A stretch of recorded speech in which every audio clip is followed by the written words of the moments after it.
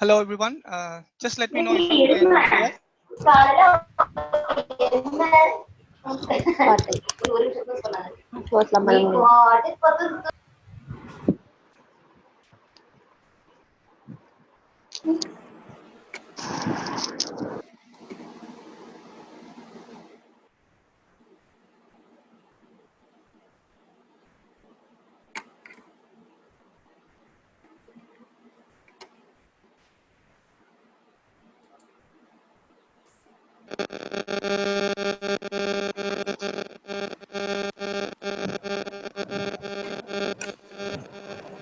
Hello.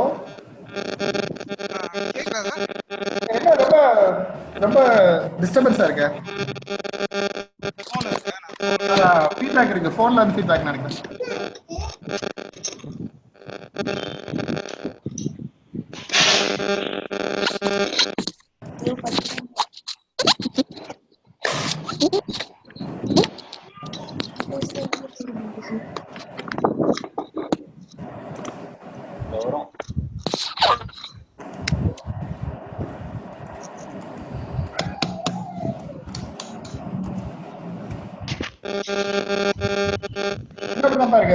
Hello.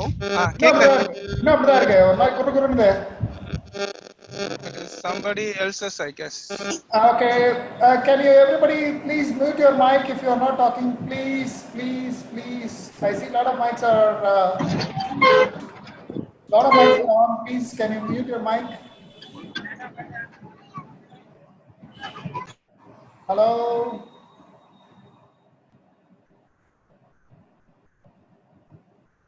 உனக்கே ஒரு option இருக்குமே பாருங்க, எல்லாத்தையும் ஆஃப் பண்ணிடலாம். இல்ல நான் பண்ணிட்டு இருக்கேன். ஓகே.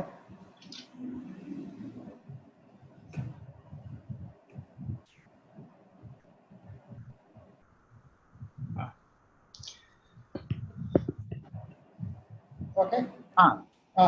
நல்லா கேக்குது. Vasanth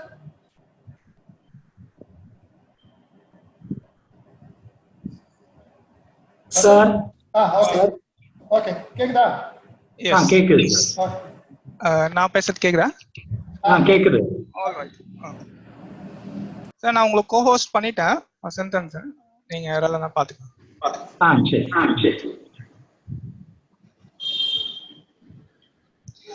We'll wait for another 2 or 3 minutes, after which we will start. ரொம்ப எக்கோ என்ன? எக்கோவா? ஹலோ? இப்ப சரியா இருக்கு. Okay.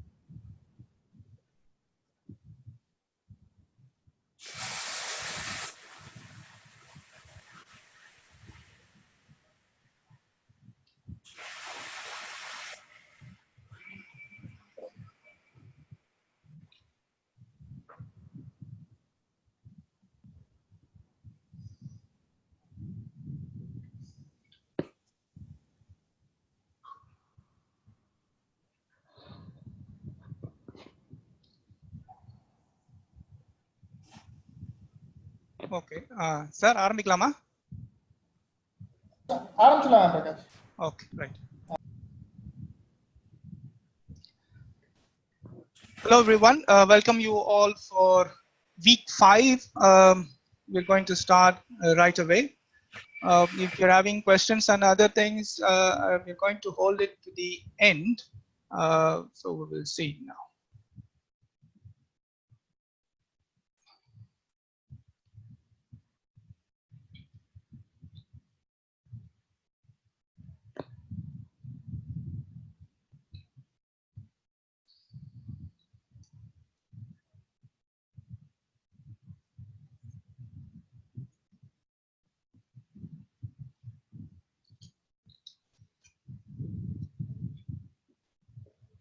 So today,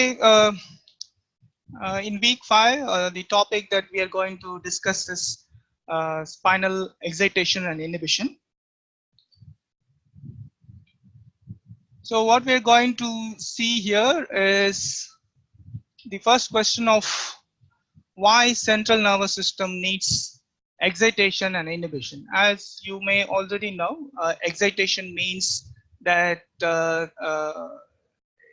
an impulse passes a particular synapse, moves forward, and inhibition means it does not move forward or it's stopped. So before getting into the details of how this excitation and inhibition is taking place, we will discuss about why there is a need for excitation and inhibition, because both are having opposite effect on nerve impulse transmission. So for this, we need to look at certain the function of the nervous system as a whole. I'll give some example of functioning as such in terms of how the type of function or the nature of function is determined by the structure that is involved. Right?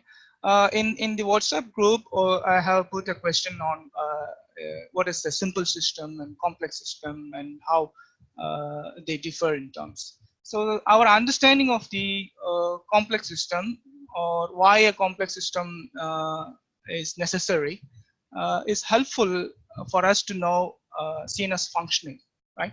So let us see a simple function such as a calculator or a clock. So if you look at a calculator, it is a system because there are few or more components are together and it is producing a function. So that is what any system, you have a few components that works together to produce a function. But if you look at many systems that we use, whether it's a clock or a calculator or a car or a bike, they all have different components and it produces a function. But if you look at it closely, a clock, what function it does is it shows us the time. And even though there are several components in it, the type of function, it is fairly unidimensional. It shows time, what is the time, and all the time it shows what it is. And we can even take an example of the phone that we are using. We call it a smartphone, but what it does is it makes many of our work easy. It does what we tell our phone to do. But just imagine that if a system exists in your smartphone, that you receive a mail, and after reading the mail, you type in a reply and send it. This is how most of our messaging services works. But just imagine if the mail comes and the system, your smartphone itself, reads the mail and prepares a reply appropriate for the content of the mail and send it on its own. Just imagine how would that be, right? And this is what a difference between this is one of the difference in terms of functioning when for which you need a complex system. This example, if we can think of that, the system produces function without a need for a control that is telling them what to do. Right? For this kind of functioning, you needed a complex system. That is a system that is able to prepare a response and which organizes itself, and also the functioning requires constant response to constant changes in the system. The function that is carried out by the brain also is that if you look at it, our function, the human functions, we are discussing in terms of motor function here specifically. It has to respond to the constant changes in the environment, and also the purpose, the intention of movement that is might be constantly changing. So how our brain does it is that among several processes that is involved, excitation and inhibition are an important process that enables our brain to carry out its function. So that is overall conceptually what I wanted to explain in terms of the need for excitation and inhibition, because the function of human functioning is constantly varies. It has to interact with the environment, so the output has to vary, and this control also happens in a more distributed system. Multiple systems work together, and in this presentation we are going to see the spinal cord, how spinal cord plays a role in terms of this function. So what is the role of inhibition? That we see that previously we have seen that in my week 2 when we discussed about depolarization and how information is conduction passing happens in our brain. So if you look at how a nerve impulse can be excited and passed around. So the question of why we need inhibition is that we have discussed that there are like 100 billion neurons are in our brain, and each neurons are connected with each other. So if we imagine if a neuron is excited, and that excitation will spread to all neurons. Theoretically, it is a possibility. If that happens, just imagine what will happen to the function. So the functional output that we see movements are not just because of muscle stimulated from excitation, but also there are several other aspects of nerve functioning has to be inhibited. That is, there is a redundancy of the information that goes inside in terms of sensory information, many information constantly going inside. See, our body is touched by our dress all the time, and you have air that is coming and touching, and you smell that's coming. So if all this information is going into your brain, and this is going to create a chaos, and also many of these information are not wanted by the brain for it to function well. It needs it when it needs it, not all the time. So this redundancy of the information has to be inhibited so that specific information, the brain can focus on specific information. The second function is, like I said, it can also act as a filter, as to filtering out unwanted information or unnecessary information, particular to the context, and channel the information whichever is necessary at that point of time. So to do this function, inhibitory tracks are critical for this to happen.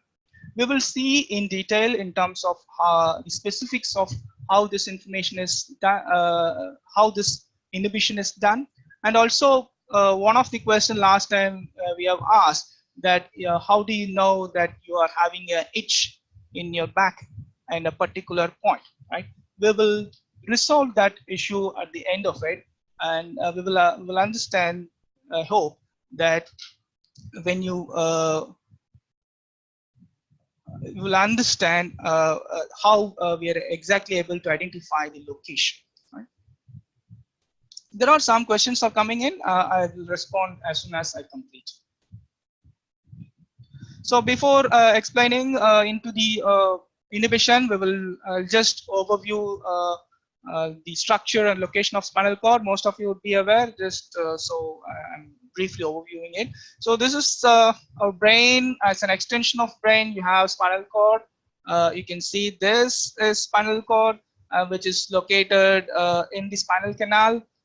And which is protected by your vertebral body, and in each vertebral body you will have this spinal canal within which our spinal cord passes through. So spinal cord is basically, they are all neurons, just like brain is composed of neurons, and the structure and shape and the way that it's given in the book, whatever shape it is, but just understand and view it, they are all pools of neurons put together. So they're all nerve fibers basically.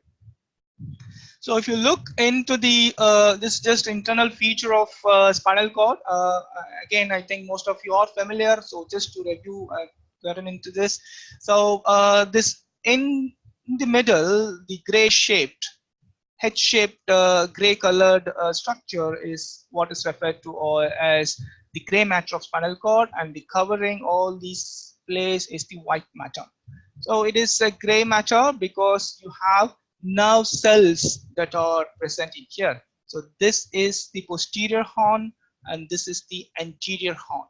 So entire place, this gray matter, you have nerve cell bodies. So the nerve cell bodies, that is the neuron cell bodies that is present in here is known as anterior horn cells, and the cell bodies that are present here is known as posterior horn cells. So most of the afferent information, sensory information, it comes this way, enter into it. So posterior horn cells carries sensory information, and this blue color and red color structures, these are all axons, or often referred to as tracks.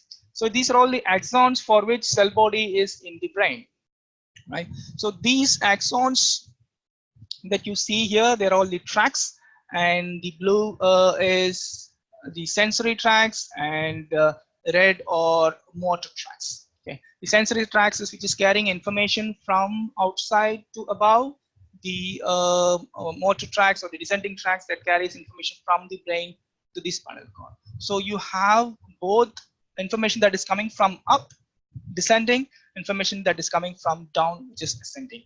And in spinal cord is often referred to as integration center or a process unit, because both information is seen in here, and the spinal cord often executes movements or the information, not just movements, based upon the input and output.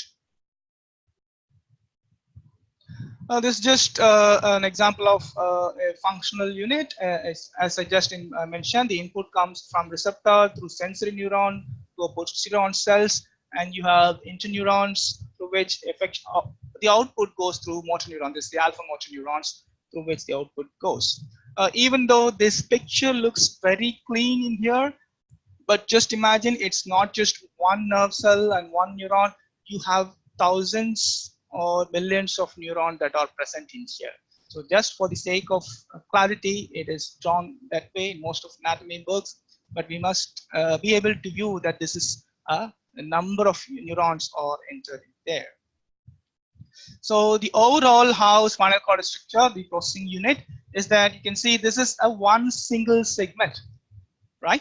And you have all these tracks that are incoming here, and you have a brain that is through from which tracks are coming. So this is how it is organized. Brain, all the tracks that is axons, which is coming from the brain, it's all into the spinal cord, and whatever afferent information that comes enters brain through spinal cord, and the spinal cord act as an executive center in terms of it executes movements based upon information it receives from the brain, and also based upon information it receives from our body, the peripheral aspect.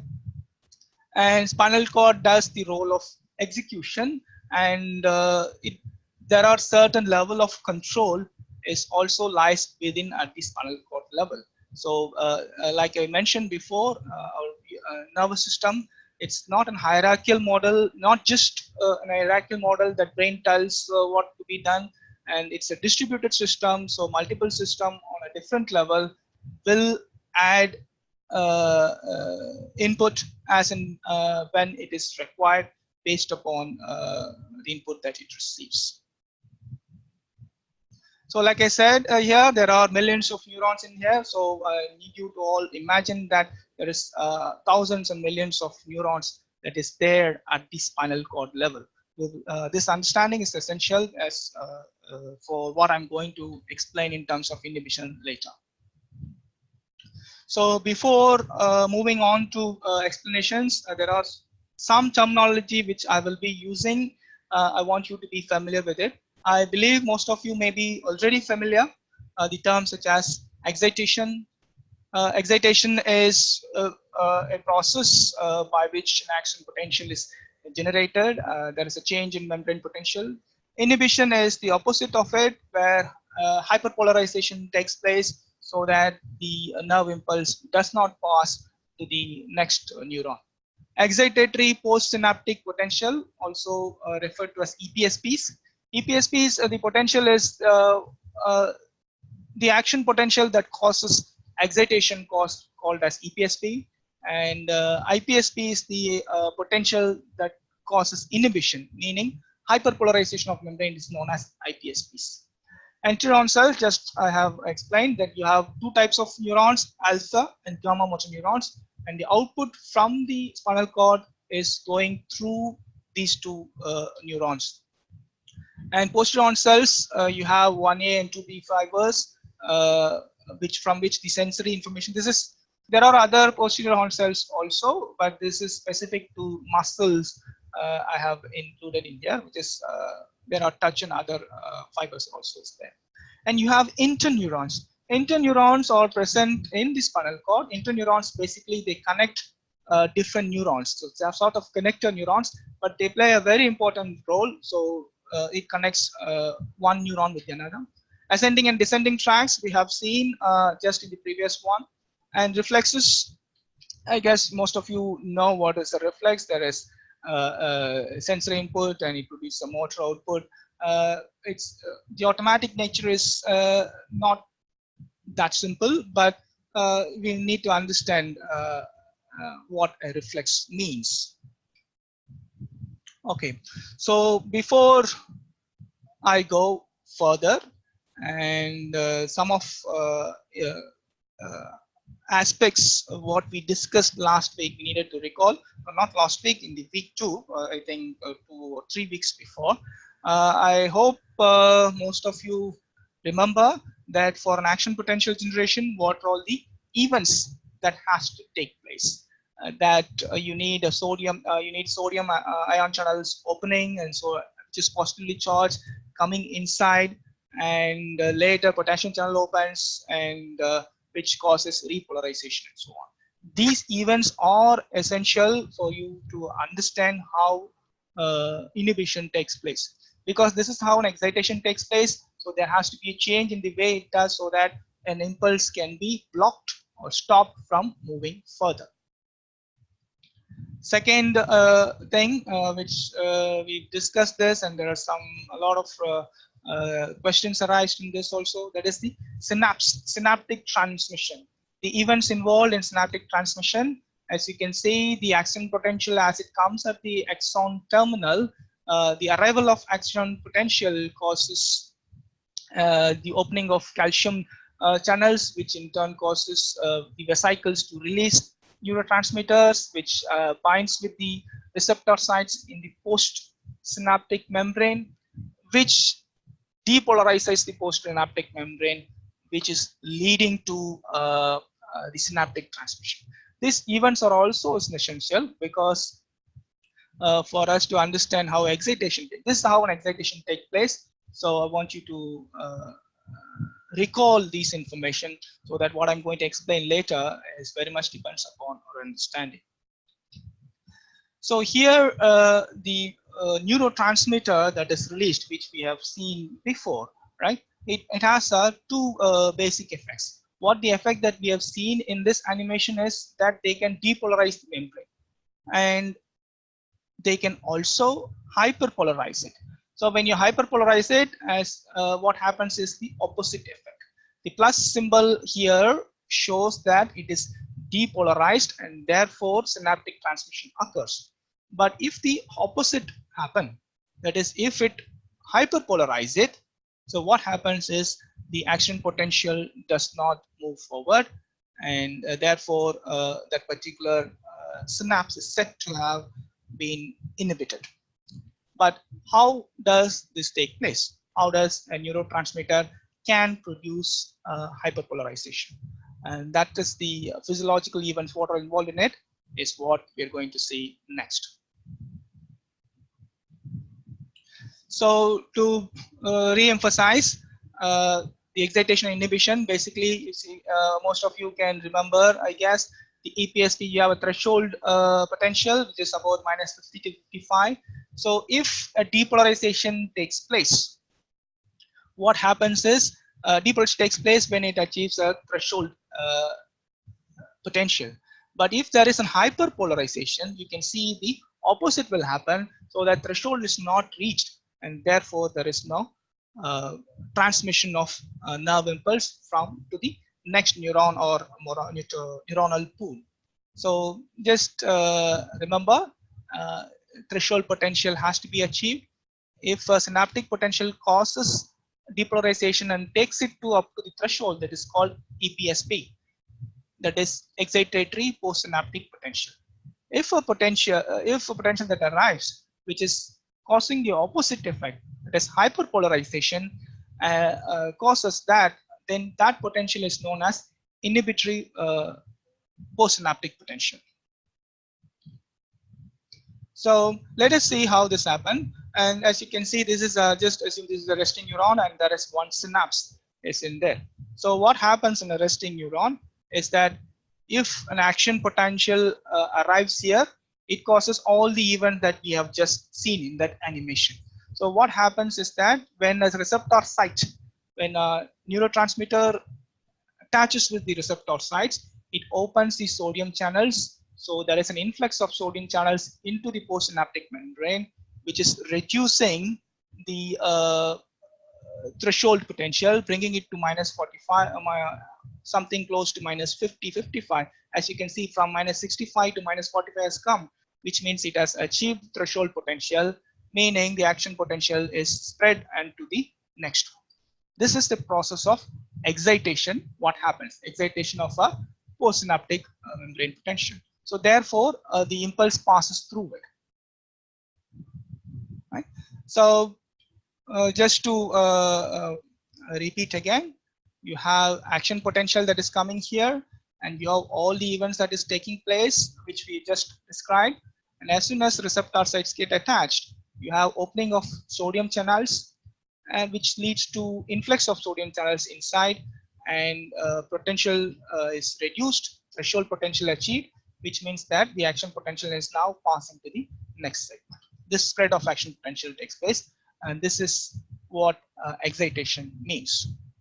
Now, inhibition potential, if you see that instead of sodium channel opening and sodium ions entering into the postsynaptic membrane potential, what happens is that the neurons, I mean the neurotransmitter, most of you may be familiar with the term excitatory and inhibitory neurotransmitter.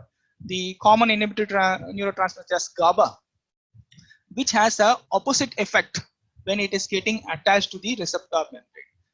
An excitatory neurotransmitter such as glutamate does this. If a excited neurotransmitter released, it causes entire this event. But what if a inhibited neurotransmitter such as GABA is released? When it is getting attached, it causes a opposite effect. Opposite effect mean that instead of opening sodium channels, it opens, which is positively charged, it opens chlorine channels, causes influx of chlorine, and you can see the efflux of potassium, which the membrane potential is now minus 70. So minus 70 and above it might go, which means it is hyperpolarized now. Now that means the action potential that is coming from here cannot go to the next one, which means this impulse or this neuron is said to be inhibited. So whatever information that comes from here will not go here. So you might have seen this picture in the reference book. So basically, neuronal inhibition means that there is a decrease in the efficacy of the synapse. And this neuronal inhibition, which we have seen, can happen in two ways. That is presynaptic and postsynaptic. Presynaptic inhibition, if you see that this is the black, the dark colored neuron is the inhibitory neuron. So what it does, presynaptic, is this is terminating at the axon of a particular neuron, and it causes whatever action potential that is coming here, it is synapsing over here, so it causes hyperpolarization of this place, so that whatever coming in here is inhibited before it is reaching here, which this is the postsynaptic membrane. So this is called presynaptic inhibition because this inhibition happens at the presynaptic terminal itself, that is before coming here. The postsynaptic inhibition, which is also a direct one, is the inhibitory neurons are synapsing with the postsynaptic membrane. So what the opposite, what will happen is, this is the neuron that is coming in here, is that this is, you can see this is the neuron that is coming in here, and what could happen is this neuropotential, the action potential that is traveling down here, and what it does is it will not allow to pass through. And how it does is by synapsing with the postsynaptic membrane and causes hyperpolarization here. So whatever that came in here will not pass through. So the key difference between pre and postsynaptic is the terminal, that is where the inhibitory neuron terminates. In presynaptic, it terminates at the axon of a presynaptic neuron, the neuron of the presynaptic neuron. But in the postsynaptic inhibition, where the inhibitory neuron terminates at the postsynaptic membrane. And we can think of, so what is the advantage or why it has to happen this way? So what's the difference whether if it terminates at the one neuron presynaptic membrane or it terminates at the, now you can think and see if you can come up with an answer.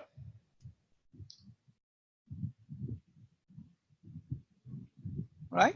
So we will see now how this is going to happen. See, first example, I want you to focus on here. First one, A, that is presynaptic inhibition. So what happens is when you're having an excitatory neuron coming in here, right?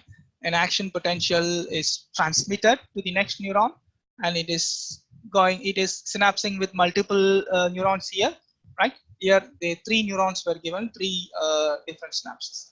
So in here, the presynaptic inhibition is taking place over here. Like we have said before, presynaptic inhibition takes place at the presynaptic membrane. This particular axon has 3 branches. This is just a hypothetical. An axon often has thousands of branches, but just think that presynaptic inhibition takes place at one of the branches. So what effect this inhibition can have is that it can only change, or it can only inhibit this particular branch transmission. And here these things will happen. So as you can see, the excited neuron came, it is excited, and the action potential travels, and the response for 2 branches has taken place, excitation, and only for this branch it did not take place. Right? This is how a presynaptic inhibition happens. Let us see postsynaptic inhibition. I want you to focus on this B. what happens in here is the first one is the excited neuron. This one is coming. So what happens is that this postsynaptic membrane, what we have seen here, what happens is you can see the inhibitory neuron directly synapsing with the postsynaptic membrane. So what it did was it has stopped all the responses that is going beyond it. You can see all three are inhibited now. So which means that the entire neuronal pool, whatever synapses this is having, even 4 or 6 or even more or thousands, all of it are inhibited. But in here it is presynaptic, so that it is only a particular branch at which it is terminating, it is getting inhibited. So the advantage what one can think is this can cause a selective inhibition, very isolated, more control specific, and this when it requires a more general or large levels inhibition, postsynaptic inhibition can do this. Right? And as I have we have discussed before, our nervous system, for the functioning that it carries out, these kinds of mechanism provides nervous system a tool that will assist our nervous system to function efficiently. So just to summarize, presynaptic and postsynaptic inhibition, and what happens in here, presynaptic have some isolated branches, but postsynaptic can inhibit the entire neuron, which will stop responses from all. All right. Okay, I think at this point of time, we can take a 5-minute break. And if you're having any question, you can ask now.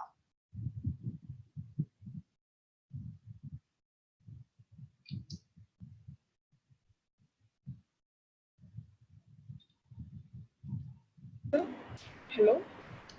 Yes. Sir, I am Revati. Yes, Actually, in presynaptic inhibition and postsynaptic inhibition. I'm sorry, your voice is not clear. Can you say it again? In presynaptic inhibition, yes, only a selective part of neuron is inhibiting, yes, and it is not transmitting it. Yes. And in postsynaptic inhibition, at the level of postsynaptic membrane, it is cutting off. Yes. And its axons is not really having, its branches is not having any signals, right? Yeah. Yes.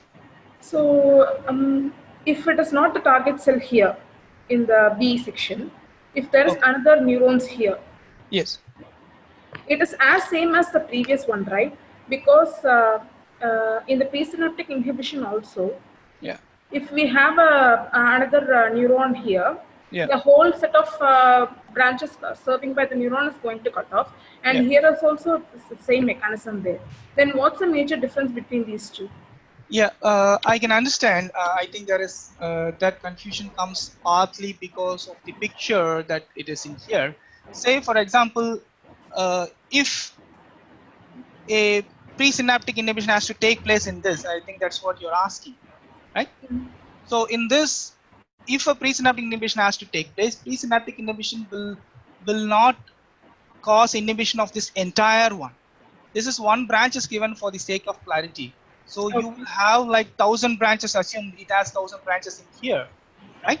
A presynaptic inhibition can or it will inhibit only some branches, right? When because it ends in a few branches.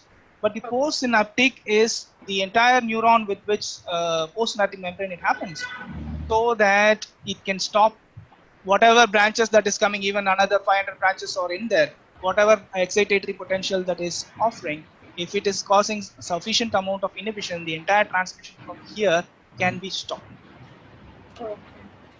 Right? And if you just assume this is over here, then you will be able to, I think, guess. If this picture is put in here, and then it happens that way. So in order to cut off the whole signal in postsynaptic inhibition, should the inhibitory neuron potential and excitatory potential should be same?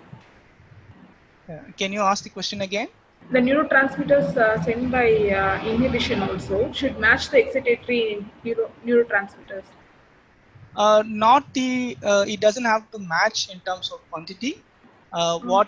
See, if in a particular terminal, if you have GABA, the effect of GABA is to inhibit, but how it inhibits is by causing hyperpolarization of this. See, what happens is these kind of pictures we have put 1 or 2, but Okay. imagine you have this particular neuron has say for example, just hold on a second. This particular neuron may have both excitatory and inhibitory, right? The terminal that is ending up here. So eventually what is the output, whether it will be excitatory or inhibitory, it depends upon what is the summation effect of it. So if you have few hundreds of this and few hundreds of excitation, few hundreds of inhibition, all are terminating over here. So what would be the output depends upon the strength of both excitation and inhibition.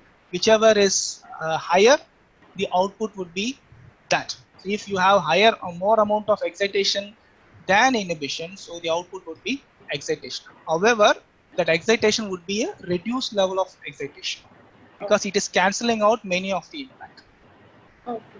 Right? Is there any other questions? Anybody is in there?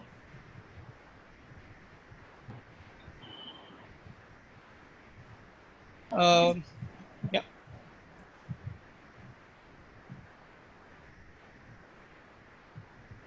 Okay, I guess we can move forward. And also, if you are not able to understand any of it that is explained so far, you can ask, because the second part of presentation very much depends upon your understanding of what has been said so far.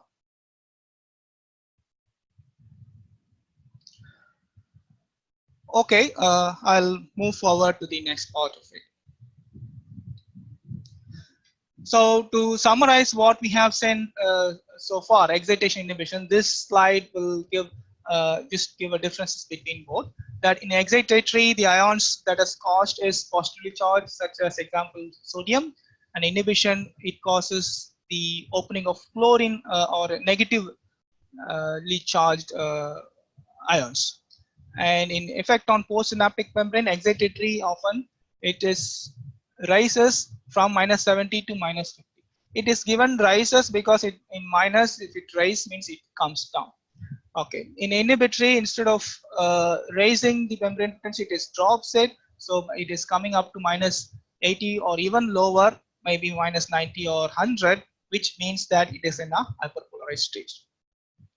So effect on propagation of nerve impulse in postsynaptic neuron, and it excites an impulse as threshold potential is reached, and the opposite happens, it inhibits an impulse as postsynaptic membrane is hyperpolarized.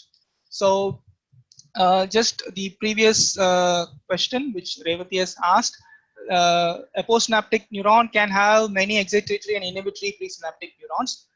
Like I said, because you can see in the drawing it is written, because this confusion comes often because the picture or the figures that we see in textbooks often have 1 or 2, but remember we have hundreds, thousands, and millions and billions of synapses that is taking place. So whether the postsynaptic neuron is going to be excited or inhibited is not decided by one or single neurons, but a summation of, because each neuron receives both excitatory and inhibitory neurons. So it depends upon summation of all neurotransmitter received, and eventually whichever is higher, that will take place. Yeah, this is, I think this will help you understand slightly better, right? So if you can see the membrane potential, this green one, each is EPSPs, and the pink one is a IPSP. So if you can see that 1, 2, 3, 4 EPSPs have arrived, and 1 and 2 IPSPs have arrived. So eventually 4 EPSPs and 2 IPSPs. So what you have is a excitatory action potential. Summation of all of it eventually causes a excitation of that synapse. If the opposite is taking place, that is, you have 2 EPSPs and 4 IPSPs, this would be the opposite, something like this, and there won't be any excitation will take place. So I believe most of you remember the concept of summation, how it happens, and the applications of summations. These are some of the examples. And in the last week also, you have seen classes on how forces are increased or decreased as multiple methods, and the physiological mechanism by which this can take place is how summation and the inhibition of neurons takes place, that will eventually reduce the amount of excitation, and amount or the frequency or rate of firing can be reduced, so that the force generated can also be reduced. This is the physiological process by which this happens.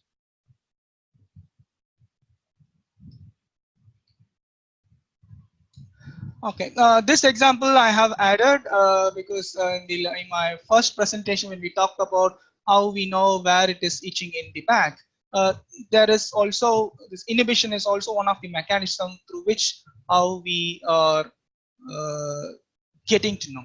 So if you can see that this is the skin, right, and you have a stimulus such as spin. In that case, I've said itch. But anyway, just assume whatever the stimulus is.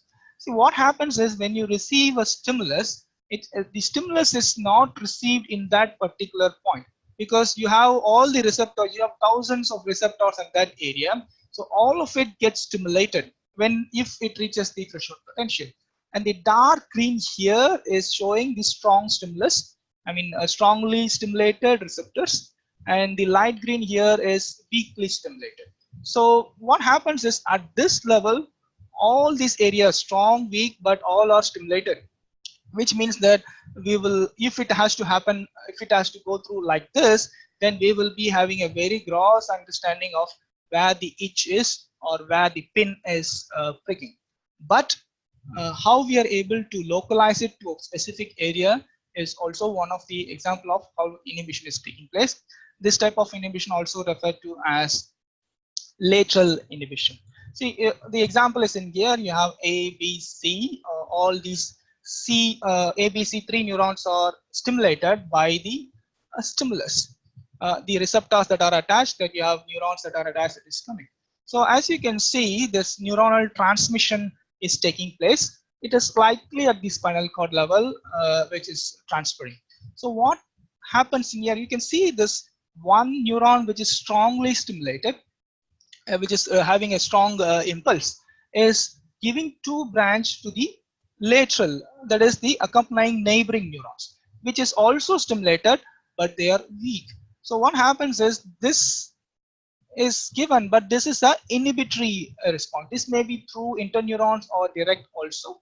So it is giving through 2 branches, inhibitory branches. So what happens is at a second, not on a first order neuron level, but at the spinal cord level or at the brain level too, what can happen is the information that is passed by these neurons, which is stimulated at the level of skin, entered spinal cord, but it may not go up to our conscious perception, because you have these 2 branches of the strongly stimulated is inhibiting it. So eventually when it reaches our conscious, it is showing that this particular area is touched or stimulated or whatever information that we have received. So this is one of the example from a sensory example of how inhibition can help in getting a perception. Remember in previous slide I've said one of the example function of inhibition is to sharpen the stimulus. This is an example of how inhibition is sharpening the stimulus. So eventually you will feel more localized one rather than a generalized feeling of touch. It is be a localized feeling in a particular area. This is just one simple example. Again, I want to re-emphasize, I have given 1, 2, 3, but it is never 1, 2, 3. It is always in thousands and sometimes even in millions it is there. But overall, the process would be such that This is how the process takes place.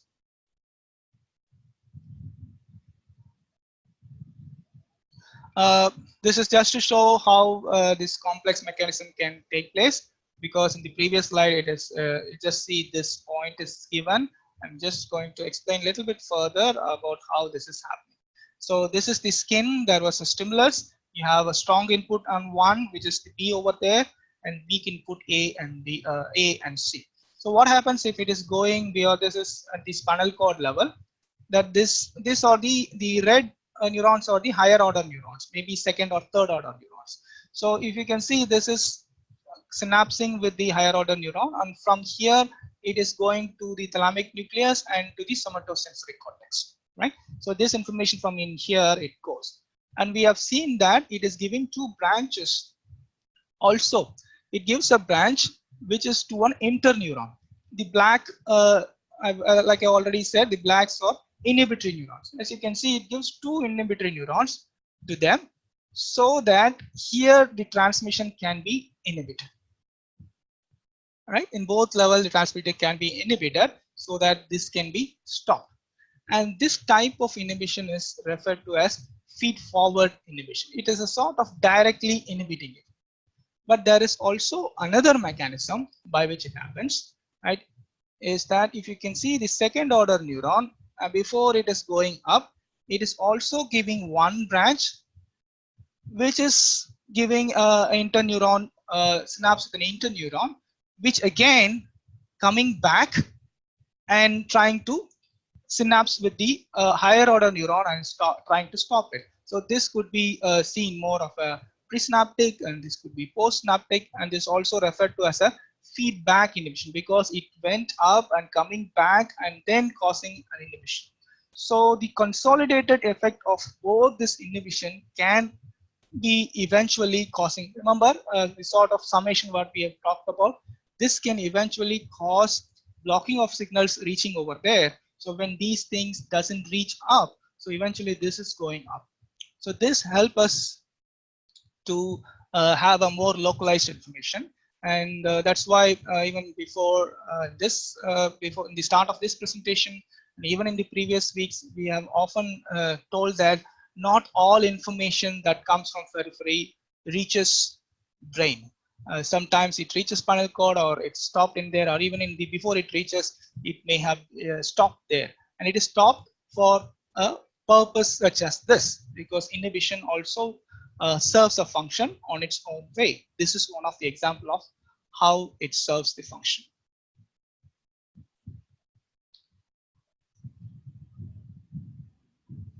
Okay, so next part is the last part, in which I'm going to explain about two major inhibitory circuits that are relevant to control of movement. One is Renshaw cells, and the another one is 1A interneurons. Both Renshaw cells and 1A interneurons are interneurons, and they are primarily inhibitive in function. Like I said before, interneurons are the neurons that is connecting. It's a sort of connecting neuron which is present at the level of spinal cord level, and these two types of neurons carries an important function, inhibitory function, that are very relevant to control of the output that is going out of spinal cord, and eventually controlling muscle and movements. So first we will see what is a Renshaw cell. Renshaw cell is identified by Renshaw, so name is given, the scientist name is given. So I want you to bring your before attention to this diagram. I hope all you can see it. And this diagram again is given in the book, so you can always go back and see. So look here, this is the muscle, and you have many 1, 2, 3, 4 neurons that are attached. Just hold on a second. Right, 4 neurons that are attached, out of which 1, 2, and 3 alpha motor neuron, 1 gamma motor neuron. This just for an example, the number I'm given, but this is how this is just for an understanding. So the neurons, the output motor neuron the muscle receives is alpha and gamma. So you have this all 4 neurons, and all these neurons are excitatory in nature. So you can see this 1, 2, and the third one, and the fourth one. All are excitatory in nature. If you see closely, apart from these 4 neurons, you also have 1 neuron that is giving branch to each 4 neurons. You can see this is giving branching here, here, this neuron, and this. And this small neurons that is connected with all these alpha and motor neuron is known as Renshaw cell. That is the inhibitory neuron. So what happens is that, and you can see the alpha motor neuron is also giving 1 branch, right? This is connected in here, through which this can influence Renshaw cell. Through this branch, it can influence alpha motor neuron, and any information whenever alpha motor neuron get excited, this can influence here. So this sort of cycle that we needed to know. That is, when alpha motor neuron excited, it is sending a branch, so it is also exciting this Renshaw cell, which in turn go back and inhibit alpha motor neuron. It might look like self-defeating purpose, because alpha motor neuron, when it is excited, it will contract the muscle, and at the same time it is giving a branch to a Renshaw cell, which is an inhibitory neuron, and which is inhibiting its own action. I hope you're able to get this, that the Renshaw cells are interneurons that are excited by axons of alpha motor neuron, and it in turn inhibit the same pool, that is, it is inhibiting all of it. Now, this type of inhibition is often referred to as negative feedback or recurrent inhibition, and also it's a negative feedback because the alpha motor neuron gives an input to a cell that in turn is inhibiting its own activity, right?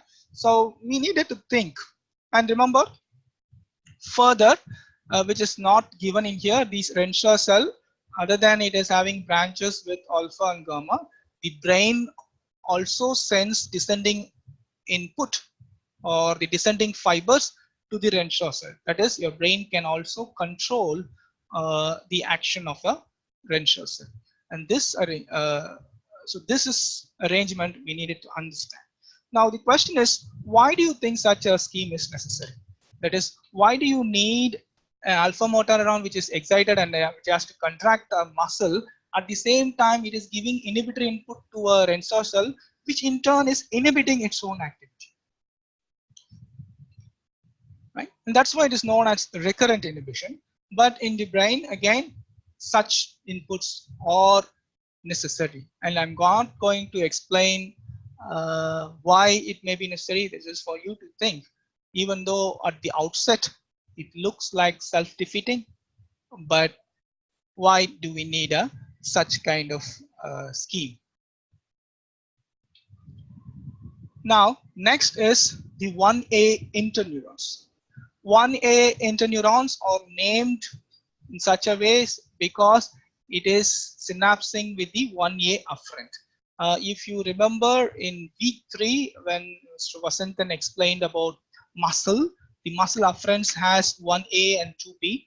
That is, these 1A fibers, afferent fibers, carries information about muscle stretch. So whenever a muscle is stretched, this information is carried. And this 1A afferent, when it reaches the spinal cord, it is synapsing with a 1A interneuron. And this 1A interneuron, in turn, it synapses with the alpha motor neuron of the antagonist. So what happens is that when just imagine when a muscle, say for example, your biceps is contracting. So when a biceps is contracting, your triceps will be lengthened. So when a triceps is lengthened, this information of lengthening will go in here, right? And it will go to the interneurons, and which in turn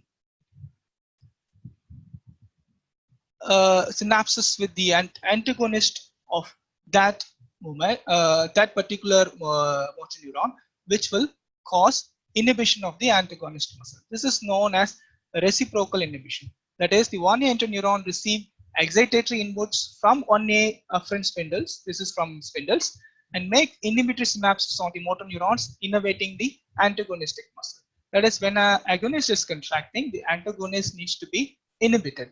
And how this happens is, this is happening through 1A interneuron. This process is important for you to know, because in coming weeks, we will have lots of discussion about how this process is utilized by our brain while controlling single muscle movement, and also maybe later about the broader aspects of motion control. Right. I think, I hope you've gotten this, is that you will have how an inhibition of the antagonist. So every time there is an agonist contraction takes place, the antagonist has to be inhibited so that the movement can be facilitated. And remember, there is another pointer in here. The Renshaw cell, which we have seen before, is also synapsing with this interneuron. So the Renshaw cell can inhibit the interneuron. So just think of it, when you inhibit an inhibitory neuron, what will happen? So that's just for you to think, right? Okay, yeah. So this is just an example. This animation shows how this interneuron is working. Remember, in this picture, there is no Renshaw cells or shown, so its action is not shown in here. But this is just an example of when you're tapping a muscle with a hammer, right? It causes the stretch, and how you can see that the efferent fiber is connected with the alpha motor neuron of both agonist and antagonist. So it activates the agonist, at the same time inhibits the antagonist. So this is how this takes place. Remember, this is simplified to understand reciprocal inhibition, but there are many other things. It has a Renshaw cell connection and so on. But based upon the function and the need, this would be utilized by the brain in terms of controlling your movement. Okay, we are at the end of this presentation. These are all the questions I took from the book itself, but by understanding this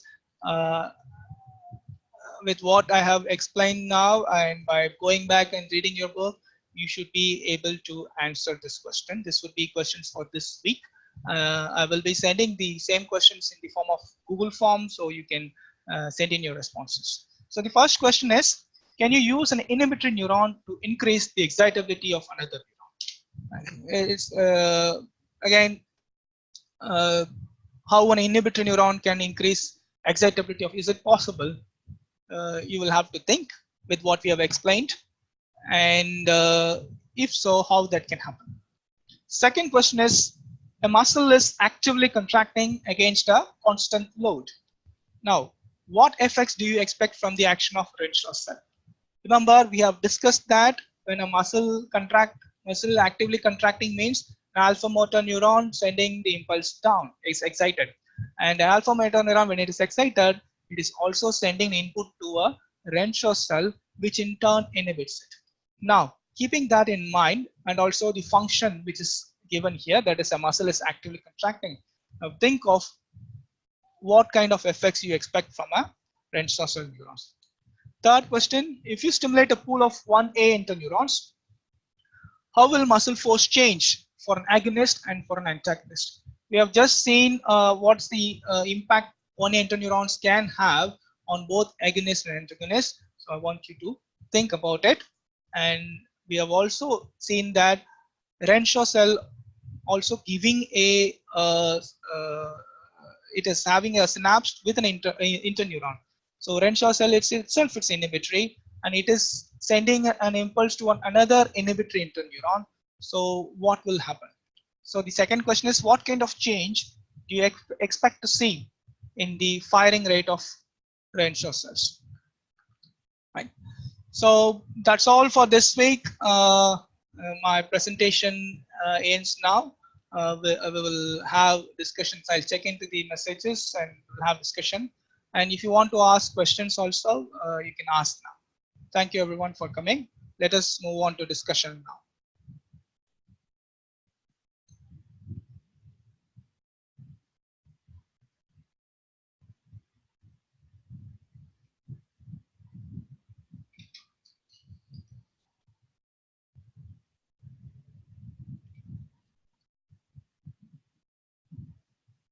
You can, if you're having questions, you can ask now.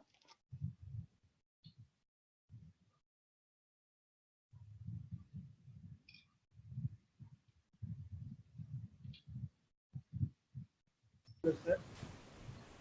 Yes.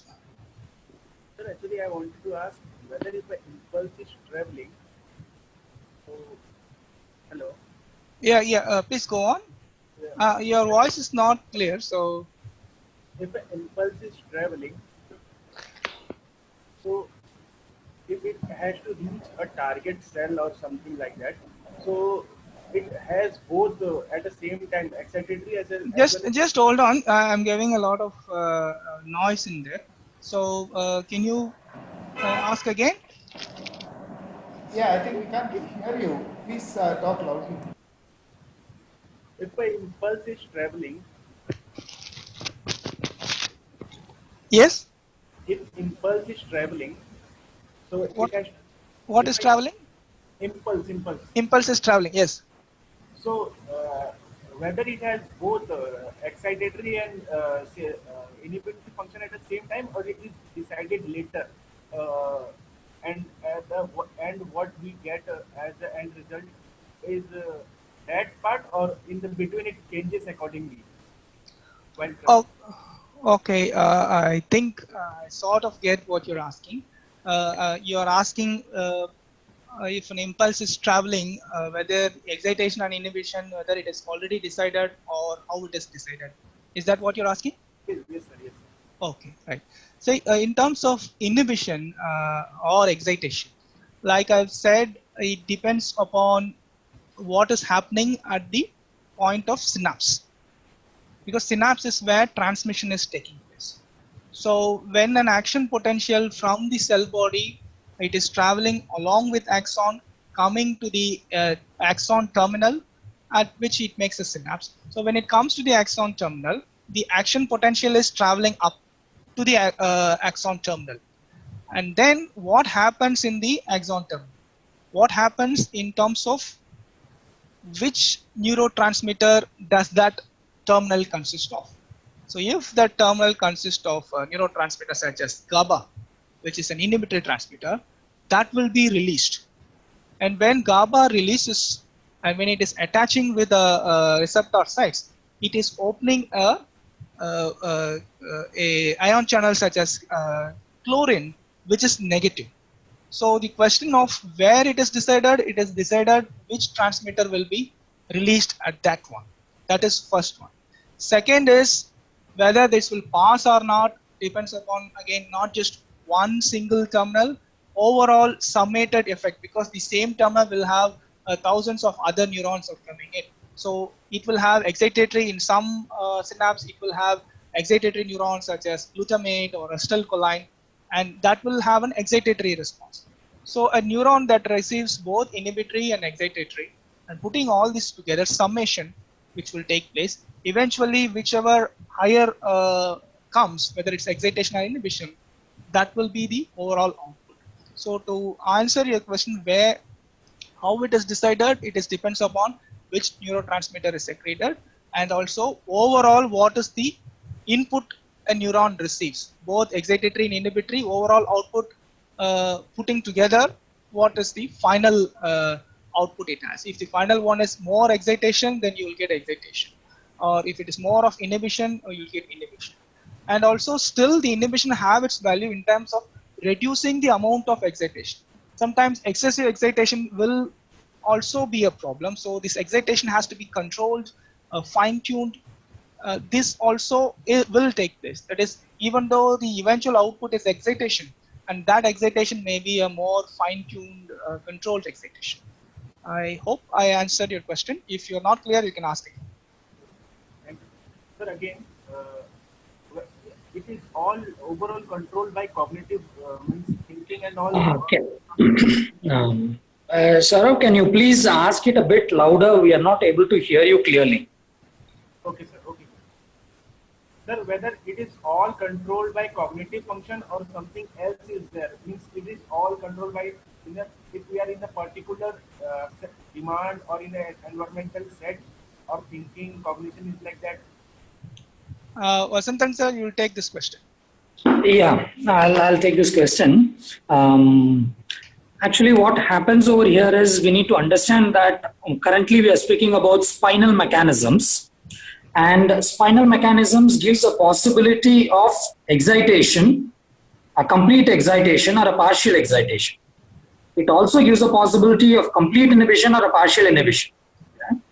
So now these possibilities are there, and we also saw two mechanisms. One is Renshaw cell inhibition and 1A inhibition, right? So these are hardwired systems which are there. Okay. So at a certain level, there will be a automatic control within the spinal cord. So you don't need to give a lot of inputs to the nervous system. At the same time, on the other hand, the central nervous system exerts its influences on the muscle through these spinal excitation inhibition mechanisms. So that also has a control over it. Okay.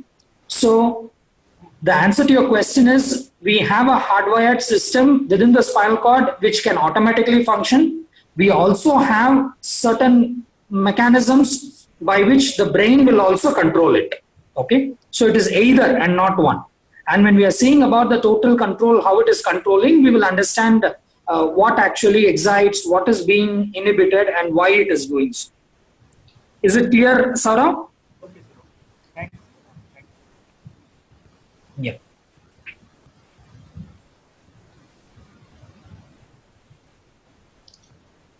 Another question by Saurav, which is asked earlier, how filtration of information occurs. I assume by now you would have got it. One of the way it happens is by inhibition, may not by complete or even just before ending. I have said that it might also fine tune in terms of how much information takes place, if such as another examples or lateral inhibition and other things were explained to make that point how filtration takes place. Any other questions anybody has? Hello, sir. Yes. Sir, is there any neurons specified as excitatory neuron separately and inhibitory neuron separately? A neuron is a neuron, right? Yeah, it is referred to as excitatory or inhibitory based upon neurotransmitter it consists of. A neuron will be having both excitatory receptors and inhibitory receptors, right? So whatever neurotransmitter it takes, it will do the action. Receptors are different, but the neurotransmitter that it consists at the terminal, right? If it has a acetylcholine neurotransmitter, this transmitter will cause eventually depolarization. If the neuron has a transmitter such as GABA, that will cause hyperpolarization. So by nature, every neuron will conduct impulse, right? But whether it will transfer the impulse to the next neuron or not, it depends upon the transmitter that it consists of. Okay, but it will have both transmitters, right? Inhibitory transmitters also, excitatory transmitters also. But according to the action and the need, it will release a specific transmitter. No, it will not have both transmitter. It will have either excitatory or inhibitory. We have multiple neurons, so you will have a mixture of neurons ending up there, which is both excitatory and inhibitory. So a neuron will have either of this. So how come an excitatory neuron can stimulate an inhibitory neuron? Yeah, that's for you're asking about the question. Yes, because you're saying excitatory neuron may having as either transmitters. Yeah. So how come the impulse from the excitatory neuron will send the impulse to the Yeah, inhibitor? that's we will, as I don't want to answer this question now, so that's the question that you will need to think. I have cleared that it is the way you assume it's not possible, but there are some other ways. It's not that complex, but I think you can take a week's time to come to that. But it's possible, that I can say. Thank you, sir. Right.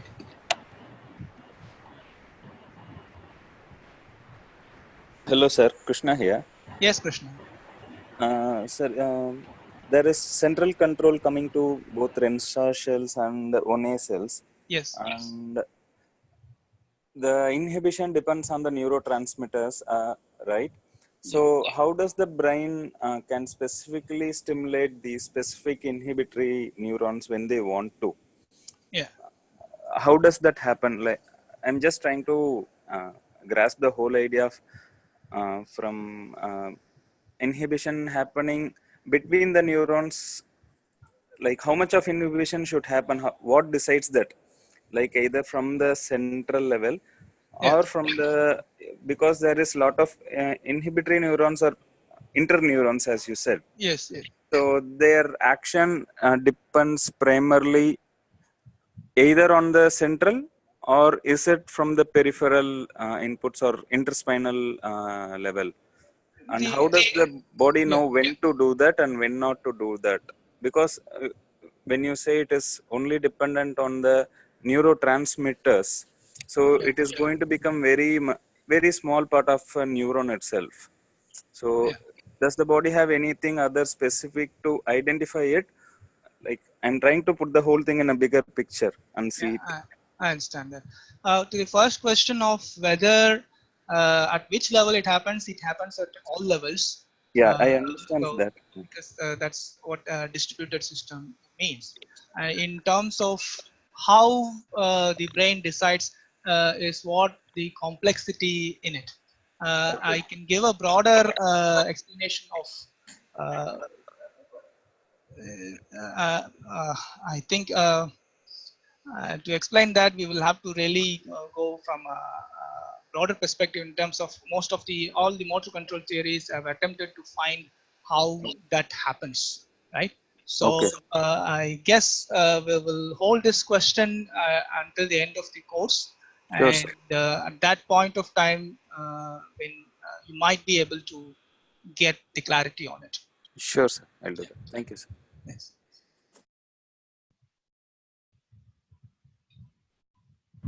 Hello. Yes, Mukul. Hi, sir. Yeah, sir. We were discussing about excitatory and inhibitory neurons, and you have answered like, okay, all the neurons not going to have excitatory and inhibitory neurotransmitters. Either they should have one, right? So when we talk about Renshaw cells, you have said it's going to give an inhibitory effect and at spinal level before receiving the descending input from the brain, isn't it? So does it mean Renshaw cells or inhibitory neurons always, unless it can be modulated by brain? Renshaw cells are inhibitory neurons, right? So it's the brain can modulate in terms of just for imagination. I'm saying the brain can shut down Renshaw cell from activating it. So that's one way of doing, or it can reduce the overall activity of Renshaw cells, but it will still remain as inhibitory. So the impact of inhibition can be modified by the descending input. Okay, so if the completely shut down, then there will be more of excitation only from the alpha motor neuron. If necessary, if the function necessitates, you need a higher levels of excitation. So one way is you can excite more and more, or the other way is to reduce some of the inhibition. The overall output will be more excitation. Okay, fine. So the other question is, we have seen like, the plus or minus, the excitation inhibition, it depends on cancelling each other, the neurotransmitters, it equalize, right? So which is predominant going to conduct, right? So the amount of cancellation and excitation neurotransmitters, again, is decided by brain to predominantly secrete which one should be more depend on the context? Yeah, in terms of decision, that might not to say that the control. I mean, it's not that simple to say that it decides it. It is it's a self-organizing system. So this is the mechanism by which it happens. In terms of it may not decide exactly how much excitation, how much inhibition is required. So it is based upon feedback that comes. It happens. It's more of emergent and behavior, and brain will not come give a very specific input as such. But we get a purposeful movement because of this. This happens should be smooth in order to get a purposeful movement, right? So there should be, even though the feedback itself, of course, we have seen local level of feedbacks, but brain should have some input to tell how you need to do purposely the movement. Yeah. Okay. This is also. Yes. Can I? Sorry. I think we are going more and more into a macro picture. That's what Prakash was trying to say. I think this is just the smallest of the smallest part. As Krishna and you have asked, both of them are macro pictures. I'm assuming in the coming weeks we will be discussing that. This time I think we will stop with the hardwired spinal level alone. Okay, sir. Thank you very much. It's a wonderful presentation. Thank you. I would also like to add that every of this might not be answered in this course because we primarily had it as a neurophysiology for motor control. And since you have also attended the prior motor control, there are other theories about motor control which we also need to see in order to come to the final answer of how the function is being decided. Okay, right? So we'll first complete how a muscle is being controlled, how a joint is being controlled, and then we'll go on to the next level, the context and the function, and then we can discuss about the motor control, overall motor control picture. Okay. Okay, sir. Yeah, thank you. There's one question from Shankar that the question is, I guess we need both neurotransmitter and receptor for transmission. Why did you say only neurotransmitter? Again, it needs to be seen in context. Receptor sites, I mean. So whichever neurotransmitter is released, it will, if it binds to the transmitter, what happens after binding? So whether you have a chlorine channel that's opening or a sodium channel that's opening, which will decide whether there is going to be depolarization or repolarization. So that's why I've said it's the and what channel will open, and these things are fairly dependent upon which transmitter it is rather than which receptor it is. Any other questions?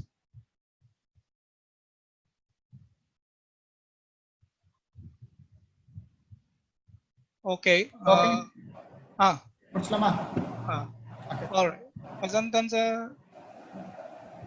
Yeah. I think there is something written over there. In the chats. I assume inhibitors are like brakes of a bike. At the micro level, it might be. Yes. Yeah. As a broader analogy, we can take it that way. Okay.